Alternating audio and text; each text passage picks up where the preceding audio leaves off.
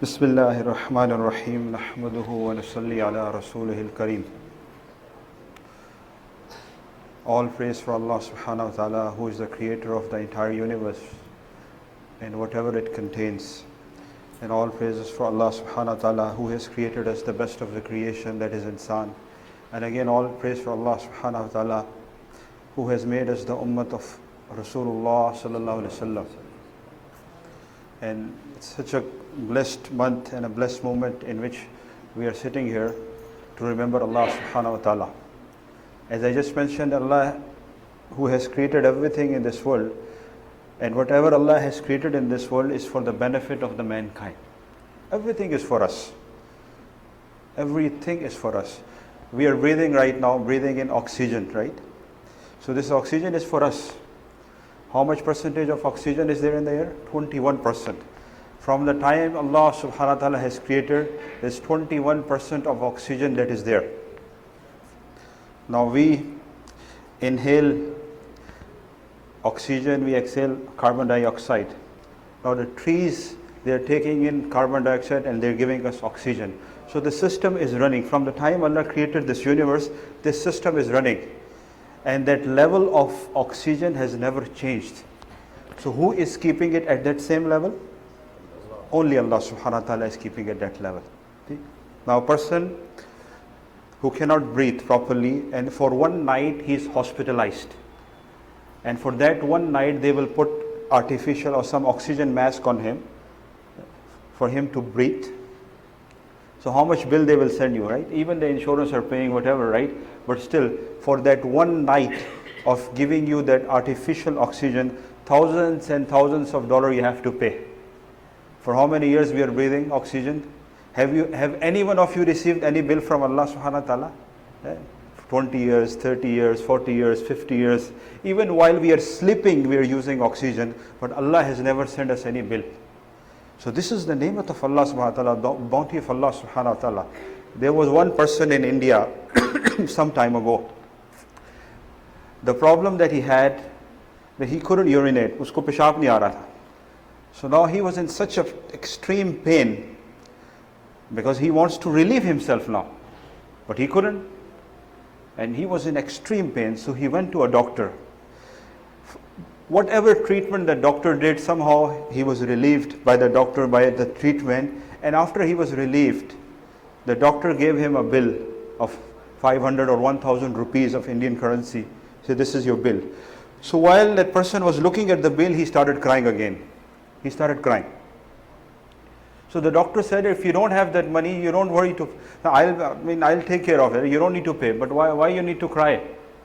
He said, I'm not crying because I cannot pay. I can pay you the money. That I have been using this system of Allah, relieving myself for years and years. I have never received any bill from Allah. And we take this for granted. How many times we go and relieve ourselves?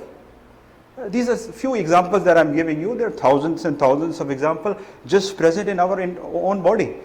Now, we get thirsty. So when we get thirsty, what part of our body is in need of water? Kidneys.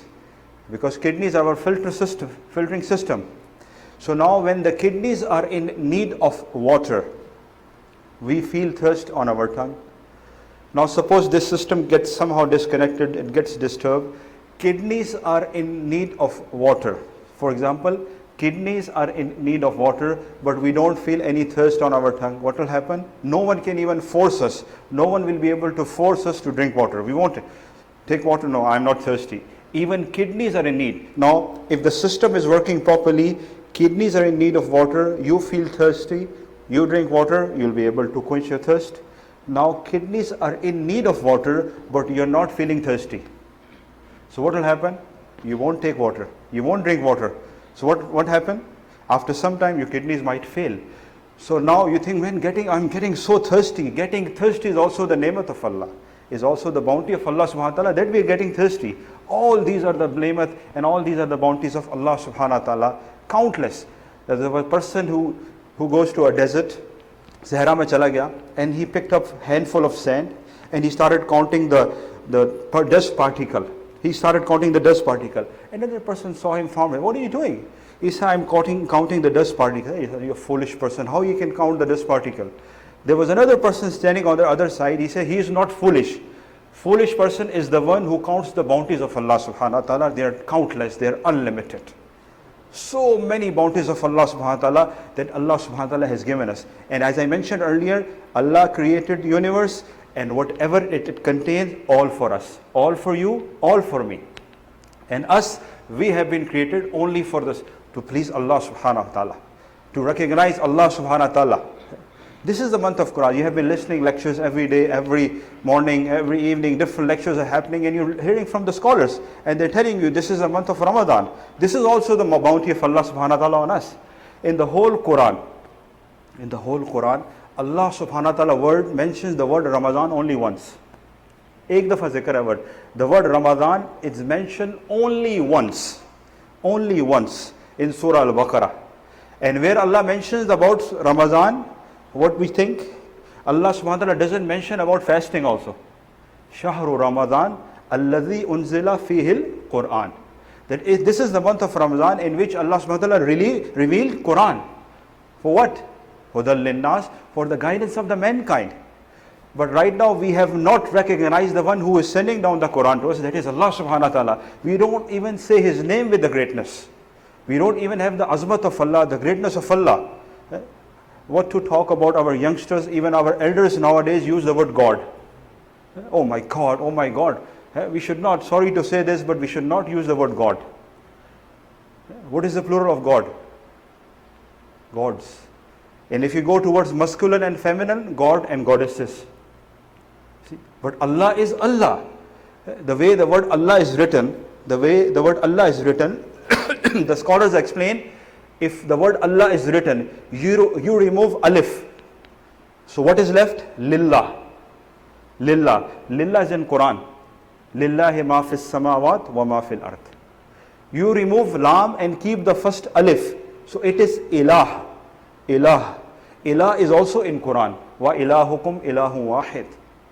You remove alif, you remove lam. It's lahu. Lahu. Lahu is also in Quran. Lahu ma fis samawat wa ma fil ard. You remove alif, you remove lam, you remove second lam. Only ha sounds hu, which is at many places. Allahu la ilaha illa hu. Surah Hashr. Huwallahu alladhi la ilaha illa hu. So Allah, you see, Allah is Allah. Lillah is also Allah, Lahu is also Allah, Ilah is also Allah, Hu is also Allah. So Allah is Allah. We have to say, when Allah subhanahu wa ta'ala, you see, picked this name is given to him by himself. And such a name, Alif, Bata, if you see, look at all the alphabets. There are some of them that have dots, nokta, that you call nokta or dot. And there are some of them, they don't have any dots. Like Ba has a dot, Jim has a dot, right? So see the difference between Jim and Ha.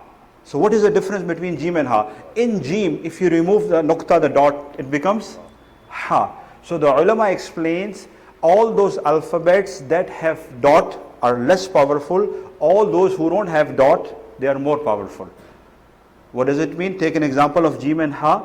Jim, Ha is more powerful because Jim's needs to become Jim, it needs a dot. But Ha to become Ha, it doesn't need any dot. It doesn't need any nukta. So when Allah subhanahu wa ta'ala selected his own name, it is Allah that has no dot. Has no dot. Then Allah subhanahu wa ta'ala selected the name of his beloved Prophet Muhammad sallallahu alaihi wasallam. The word Muhammad has no dots. Muhammad has no. Another name of Rasulullah sallallahu alaihi wasallam that is mentioned in the previous book is Ahmad. Ahmad, that has no dot. You see this kalma, La ilaha illallah Muhammadur Rasulullah, has no dots. So Allah is Allah, Allah is Allah. So we have to recognize the Allah. Because in this month we are talking about Quran, we're listening Quran, we're reading Quran. So we have to recognize who's sending us Quran and on whom he's sending this Quran. That we have to recognize, have to have the love of Rasulullah sallallahu alaihi wasallam in our heart. So this is the book and this is the Quran that Allah has given us. Mamun Rashid, what he used to do in his palace, he used to call different scholars to give speeches. So some Jew scholars, some Christian scholars and Muslim scholars used to come. So once he called and different scholars were giving speeches. So one of the Jew scholar, Yehudi scholar, he gave a very eloquent speech. And then he left. Everyone was so impressed. After some time, years or 2 years passed, this scholar came again, but this time he came as a Muslim scholar. That same Jew scholar came as a Muslim scholar. And then he gave another eloquent speech. And after he gave the speech, before he was leaving, so Mahmoud Rashid called him that before you came as a Jew scholar, this time you came as a Muslim scholar. What has changed you? What has changed you? So then he gave him his entire story, that for sure I was a Jew scholar, but then I started, studying different books. So I studied the book of Jews, right? I took some verses out from the book of Jews, and then I added some addition and some calligraphy, right? He used to write like this. So what I did, I took few verses from the book, and I added and I deleted some verses here and there, and I made something, and I went into the market where Jew people used to live, and I was trying to sell, and everyone bought that, and I made so much money.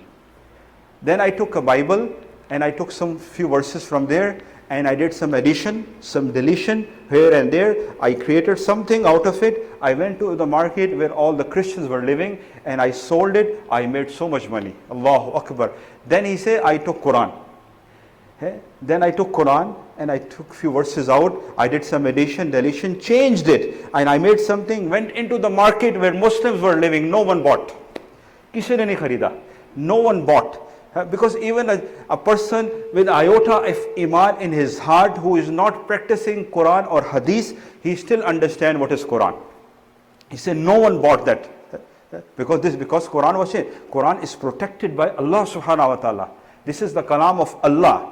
All the previous books that came, they were only Kitabullah. There's a difference between Kitabullah and Kalamullah.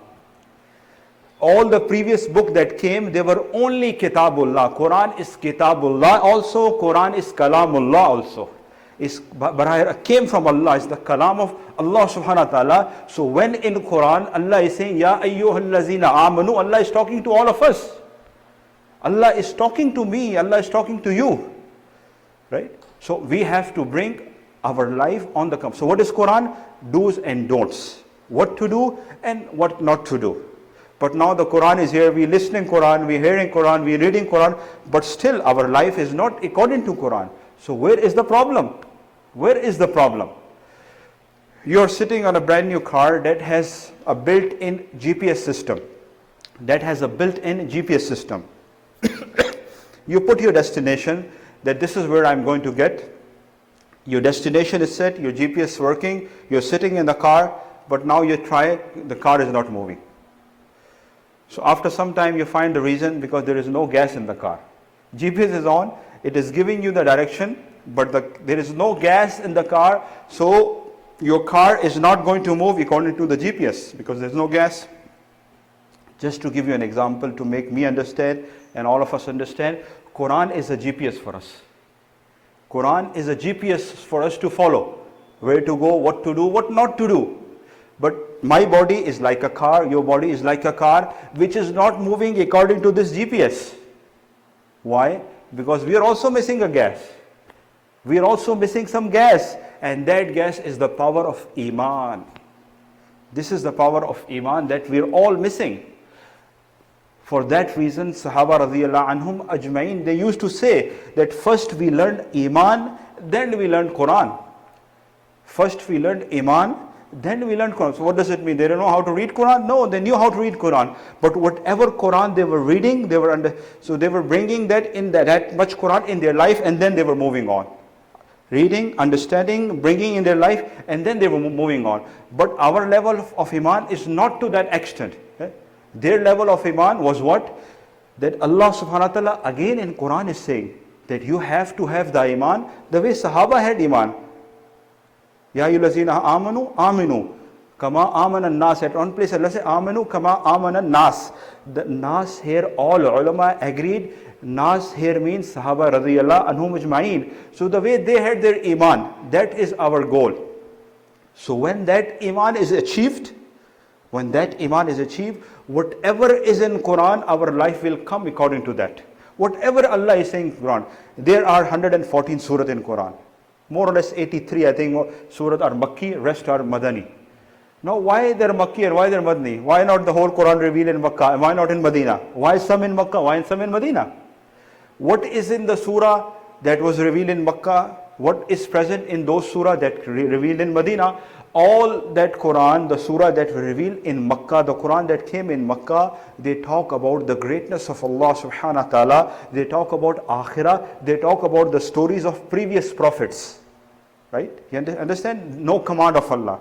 कोई हुक्म नहीं था. No ahkamat came in Makkah. No ahkamat came in Makkah. So the ground was getting ready. See, before the farmer gets in the seed into the ground, he makes it soft. First the ground is made soft, then the seeds are put, you give water, then you get the crops. Now we want the crops to get out, we want the crops to come out, but the ground is not ready. Our heart is not ready for that. So all the surah in Makkah, they talk about the greatness of Allah. Quran start with Alhamdulillahi Rabbil Alameen. Rabb, who is Rabb? Who is sustainer? Who is our sustainer? Who is our provider? The Quran starts with Rabbil Alameen. Quran ends with Rabbun Nas. Kul a'udhu bi Rabbin Nas. And in every step in Quran, Allah is teaching us this. You go to Ruku, what we say? Subhana Rabbiyal Azim. Subhana Rabbiyal Ala. Rabbana lakal ham. Rabbana lakal ham. Rabb, again and again Rabb. So Quran is starting with Rabb, Quran is ending with Rabb. And in between every page you open, every page is talking about Allah. Every page is talking about the greatness of Allah subhanahu wa ta'ala. This is what you find in the Makki surah. Now, when they moved to Medina, all the surah that came in Medina, now the commands of Allah started coming. Right? So when the commands of Allah were coming, it was easy for Sahaba to obey Allah because the ground was ready. Because they knew this command is coming from Allah. Because they had recognized Allah. We have not recognized Allah subhanahu wa ta'ala right now. We are listening Quran, we are reading Quran, but we have not recognized who is sending this kalam. This kalam is coming from Allah subhanahu wa ta'ala. That we have to bring our life on this Quran. All the commands, and with this, on the hadith, on the sunnah, on the tariqah of Rasulullah sallallahu alaihi wasallam, that is more beloved to Allah subhanahu wa ta'ala than the 7 heaven and 7 earth and whatever it contains. 7 heaven and 7 earth and whatever it contains, it destroys, nothing will happen. Leaving one sunnah of Muhammad sallallahu alaihi wasallam is more destruction. This was understood by Sahaba Karam radiyallahu anhu ajmain. That every single sunnah of Muhammad sallallahu alaihi wasallam was in their life, and they were ready to sacrifice everything for that. The one who is so beloved to Allah subhanahu wa ta'ala, whose name is Muhammad, which means the most praised one. Another name that I mentioned earlier, another name of his is Ahmad, the one who praises the most. Who he praises the most? Allah subhanahu wa ta'ala. The most beloved to Allah subhanahu wa ta'ala is Rasulullah sallallahu alaihi wasallam. The most beloved to Allah subhanahu wa ta'ala is Rasul sallallahu alaihi wasallam, and we are his ummati. We are his ummati. Rasulullah sallallahu alaihi wasallam by himself, he said that Jannat is haram on all Anbiya alayhimu salatu salam until I enter into Jannah. The first one to enter into Jannah. Then he said that Jannat is haram on all the ummah until my ummah will go to Jannah. Right? The last to come, the first to go to Jannah. Rasul sallallahu alaihi wasallam, once after Fajr Salah, actually every day after Fajr Salah, he used to ask Sahaba about a dream. Anyone who had a dream, and then he used to explain the dream. One day he asked, any dream? No. He said, I had a dream. So Muhammad sallallahu alaihi wasallam is narrating his dream to Sahaba that last night Allah subhanahu wa ta'ala showed me different prophets, Anbiya alayhimu salatu wasalam, going into Jannah and their followers going into Jannah. He said that I saw, Allah subhanahu wa ta'ala showed me a prophet is going into Jannah and his followers are going into Jannah. Then I saw a prophet going into Jannah, but he has no follower, no one. He did his effort in inviting towards Allah subhanahu wa ta'ala, but no one listened to him. He is successful because he did his job. Then he said, I saw one prophet in going into Jannah with so many people behind him. He said that I asked in the dream that who is this? He said, this is your brother Musa alayhi salam. He said right away at that moment, I asked Allah subhanahu wa ta'ala in the dream, oh Allah, where is my ummah? Oh Allah, where is my ummah? So Allah subhanahu wa ta'ala told him, look on your right horizon. So many countless faces. He said, all your ummah. Then he said, look on your left. Same thing, countless faces. He said, all your ummah, both your ummah.